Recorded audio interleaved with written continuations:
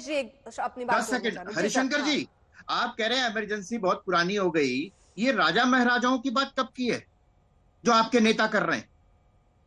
और आप क्या कर इमरजेंसी रहे हैं आपको अभी? पुरानी लग रही है आप और क्या कर राजा रहे हैं अभी? महाराजा आज के लग रहे हैं आपको। आप ही के मन से प्रधानमंत्री मोदी, अरे भैया जिन मैं लोगों कह रहा को हूँ सिर्फ चोर, मेरे सवाल का जवाब डाकू, दे दो। उचक्का आपको कह रहे इमरजेंसी हैं, तो उन लोगों को बीती हुई बात पार्टी लग में रही है भर्ती कर रहे और हैं आप। राजा महाराजाओं की बात आप क्या आपको कर रहे हैं आजकल की अभी? लग रही है। एक एक करके अरे राजा महाराजा को छोड़ो यार, नहीं, सबको हमने छोड़ो, नहीं, हम तो कह ठीक रहे है हैं छोड़ो। सबको छोड़ दो। आपके हरिशंकर नेता गुप्ता जी राजा मैं सबको महाराजाओं की छोड़ बात देती कर हूँ। रहे हैं। चलिए सर मैं सबको छोड़ देती हूँ क्योंकि वो सवाल जो सीधे डायरेक्ट कांग्रेस से हो उनको आप कह देते हैं छोड़ो। मैं एक चीज पूछना चाह रही हूँ, ठीक है सर मैं आपसे सवाल पूछूंगी अभी। सर हरिशंकर जी, इनके प्रधानमंत्री मोदी जिन लोगों को चोर कह रहे हैं, इनके प्रधानमंत्री का मतलब क्या है? वो देश के प्रधानमंत्री हैं, आपके भी प्रधानमंत्री हैं। इनके प्रधानमंत्री Arpita ji, this is really objectionable. Harishankar Gupta ji, ये दिस इज रियली ऑब्जेक्शनेबल कि इनके प्रधानमंत्री क्या, इनके प्रधानमंत्री से क्या मतलब है आपका? आपका प्रधानमंत्री मोदी कौन है? जी, इनके प्रधानमंत्री कौन है? अभी देश के प्रधानमंत्री नहीं रह गए हैं वो, जिस हरकतें कर रहे हैं। देश के प्रधानमंत्री भी नहीं है, सरकार उनकी चल रही है। सर आपका प्रधानमंत्री कौन है? नाम ले लीजिए ना यहाँ पर डंके की चोट पे। कौन है आपका प्रधानमंत्री? देश का प्रधानमंत्री नरेंद्र मोदी है। नहीं आप कह रहे तुम्हारा प्रधानमंत्री, तो भाई जब तुम्हारा है तो आपका भी होगा ना। आपका प्रधानमंत्री कौन है बता दीजिए नाम, कौन है आपका प्रधानमंत्री? देश की जनता नहीं मानती उनको अब। अच्छा आप किसको मानते हैं? आप किसको प्रधान, देखिए सर एक पद होता है, मानने और न मानने से सच्चाई नहीं बदलती। देश के प्रधानमंत्री नरेंद्र मोदी अभी है तो उसको मानना पड़ेगा। मेरा तुम्हारा पड़ोसी का नहीं होता है सर। चलिए खैर इस चर्चा पे नहीं जाते। जरा दे दीजिए मेरे को, मैं बता देता हूँ आपको। एक मिनट दे दीजिए मेरे को। 10 सेकंड बोल रहे हैं, 1 मिनट बताइए। 10 सेकंड दे दीजिए। नाम का खुलासा करने वाले हैं आपके प्रधानमंत्री कौन है? सर चलिए इंतजार है बात को, सुन लीजिए अर्पिता जी, कर लीजिए खुलासा। वो अपने मन से किसी को भी कुछ भी कहें, उसकी गरिमा नहीं है। दूसरे विपक्षी नेताओं के बारे में क्या क्या अनशंड बोलते हैं, वो गरिमा नहीं है उनकी। वो प्रधानमंत्री है, सिर्फ प्रधानमंत्री पद की गरिमा हो गई। बाकी हरिशंकर जी हैसियत नहीं है। हरिशंकर जी आप थोड़ा सा काला कोबरा कहना ठीक है और फिर सोच लीजिए कि आप क्या बोल रहे हैं। उसके बाद फिर मैं सवालों के साथ आऊंगी। थोड़े से सर रुक जाइए, थोड़ा सांस ले लीजिए sir. RP Singh ji reaction ले लीजिए सर, आराम से। मेरी बात सुन लीजिए आप। ठीक सर, 1 सेकंड मेरी बात सुन लीजिए। लंबी सांस लीजिए सर, थोड़ा ठीक लगेगा। मुझे पता है आप मेरी बात नहीं सुनेंगी। अरे सर मैं आपसे सबसे ज्यादा सवाल आपसे ही पूछे हैं सर। 1 सेकंड रुक जाइए सर, आऊंगी अगले सवाल के साथ आऊंगी क्योंकि सर फिर कोई मतलब नहीं है ना। आप जो जलेबी बना रहे हैं उसमें आपके लिए तकलीफ है सर, आप ही फंस रहे हैं सर। मत कीजिए, ठीक है रुक जाइए सर, सांस लीजिए थोड़ी। मैं आरपी सिंह से एक रिएक्शन ले लूं। हाँ आरपी सिंह जी, ठीक है सर आ रही हूँ सर, इस सवाल के साथ आऊंगी, रुकिए। हाँ आरपी सिंह जी।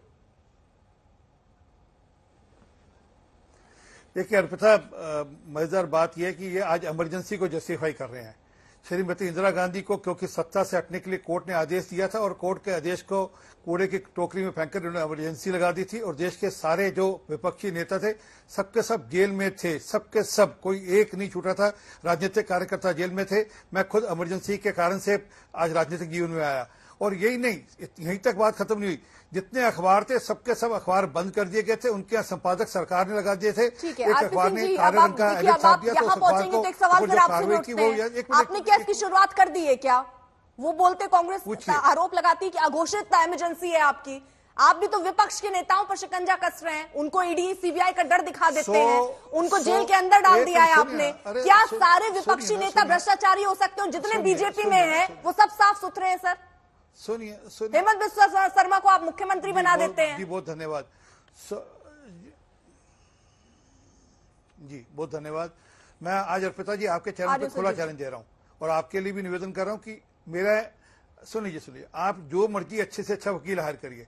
हेमंत बिस्वा शर्मा के खिलाफ मुकदमा लड़िए, उसकी सारी फीस की जिम्मेवारी मेरी। अगर मुकदमा जीत गए तो फीस मेरी जिम्मे, अगर हार गए जो भी चैलेंज देता है वो दुगनी फीस दे दे। सिर्फ क्या कि बिना बात के निराधार कुछ भी कह जाए। परंतु तो इमरजेंसी की बात बताना जरूरी है एक बार, इसलिए क्योंकि आज 100 बार गाली निकाली इन्होंने प्रधानमंत्री जी को। लास्ट अभी जो गाली निकाली कोबरा ने बोला, उससे पहले चूहा, सांप, टुकड़े टुकड़े कर देंगे, जमीन में गाड़ देंगे। किस प्रकार की आज तक किसी के खिलाफ कोई एक्शन हुआ क्या?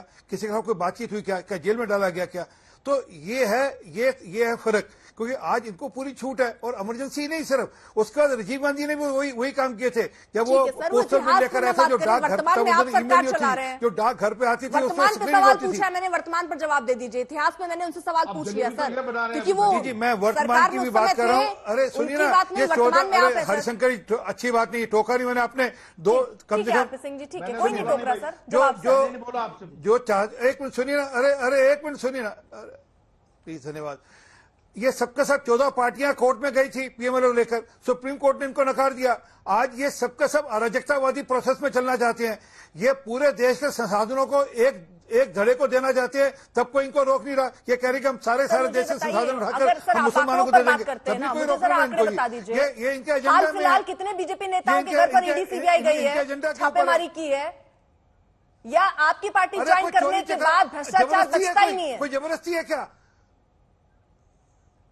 मैं चैलेंज दे रहा हूं, मेरा चैलेंज स्वीकार करिए। मैं कह रहा हूं चैलेंज लीजिए ना, आप करिए परस्यू केसेस और मैं उसके अंदर में फंडिंग करूंगा, उसकी पूरी बैचेक दूंगा पेमेंट आपको। परंतु जो मूल बात है वो मूल बात पे आप अभी भी नहीं आ रही। सर मूल बात तो ये भी है जिससे आप भटका देते हैं, ठीक है सर, मूल बात तो ये भी है सर। 306 करोड़ रुपया, एक मिनट ना, 306 करोड़ रुपए का नकदी पकड़ी गई थी कांग्रेस के एक नेता के घर से। अभी ऐसे कितने और अड्डे बना रखे, कितने ऐसे और इन्होंने कुबेर के अड्डे बना रखे पता नहीं अभी। और इसी प्रकार से 55 करोड़ का पार्था चौधरी के घर से संजीव जी थोड़ा सा संजीव जी थोड़ा सा रिएक्शन, ये सबका सब असल में कि ठीक सर, ठीक संजीव जी। देखिए मैं दो बातें क्योंकि अवनीश अवस्थी जी ने कहा कि इंदिरा जी को कुछ नहीं किया, नाम से डर जाते थे। अवनीश जी भूल रहे हैं, बाबा नागार्जुन ने तब लिखा था कि इंदू जी क्या हुआ आपको, सत्ता की मस्ती में भूल गए बाप को। अटल जी ने लिखा था नसबंदी के खिलाफ, तो हम दो हमारे दो कहते हैं, नसबंदी के खिलाफ कहा था, मर्दों की तूती बंद हुई, औरतों का बजा नगारा है, गर्मी छोड़ो अवसर बनो, आओ मर्दो ना मर्द बनो। देखिए मेरा ये कहना है कि सत्ता जब अतताई होगी, लोग बोलना आवाज उठाना बंद नहीं करेंगे, एक बात। दूसरी बात अभी आरपी सिंह कह रहे थे कि भाई उसके खिलाफ कुछ मिला नहीं इसीलिए खेल बंद हो गया। अब बताइए ना कैसे? देखिए दो प्रोसेस है, कोर्ट इन्वेस्टिगेशन नहीं करती, इन्वेस्टिगेशन एजेंसी करती है, जो एजेंसी केंद्र सरकार के कंट्रोल में है। अब छगन भुजबल के खिलाफ जब भारतीय जनता पार्टी में शामिल हो गए तो कहा कि छगन भुजबल का पिटीशन हीक हो गया। अभी देखिए अजीत पवार जी के वाइट इन्वेस्टिगेशन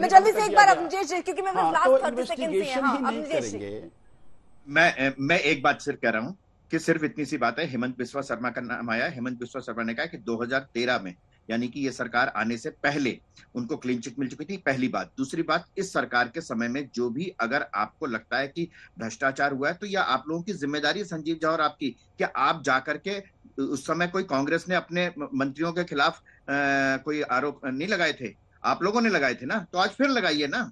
बताइए कितने 100 करोड़ का, इतने लाख करोड़ का, इतने 1000 करोड़ का घोटाला हुआ है, कहीं कोई घोटाले का आपकी जिम्मेदारी है ना। आप पीआईएल डालिए ना कोर्ट में, सभी मंत्रियों को डालिए, आप इस व्यक्ति के खिलाफ है, आप उनकी बात कर रहे हैं जो कांग्रेस के समय में